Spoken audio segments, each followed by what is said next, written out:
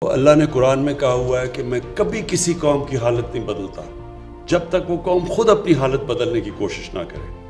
ہم جب تبدیلی لانے کی کوشش کرتے ہیں تو عمران خان آ کے ایک سوئچ آن کر کے تو تبدیلی نہیں لے کے آئے گا۔ قوم کا ذہن بدلتا ہے۔ ہم اس طرح کی زندگی نہیں گزارنا چاہتے، ہم اپنی زندگی بہتر کرنا چاہتے ہیں۔ ہم بھی دنیا کے اندر ایک چھاتی نکال کے پھرنا چاہتے ہیں کہ ہم پاکستانی ہیں، ہر پاسپورٹ کی دنیا میں ہم عزت چاہتے ہیں۔ تو ایسے تو نہیں عزت آتی، عزت خوددار قوم کو ملتی ہے، سچی قوم کی عزت ہوتی ہے۔ ملیشیا اور انڈونیشیا میں جب لوگوں نے اسلام قبول کیا تو وہاں کوئی مسلمان فوج تو نہیں گئی تھی، مسلمانوں نے فتح تو نہیں کیا تھا انڈونیشیا اور ملیشیا۔ جو مسلمان تاجروں کا کیریکٹر دیکھا لوگوں نے، اتنے متاثر ہوئے کہ اس سے وہ لوگ مسلمان ہو گئے۔ سچے لوگ تھے، کیریکٹر والے لوگ تھے، کوئی بددیانتداری نہیں کرتے تھے، اپنے لوگوں سے لوگ ریسپیکٹ کرتے تھے، امانت دار لوگ تھے۔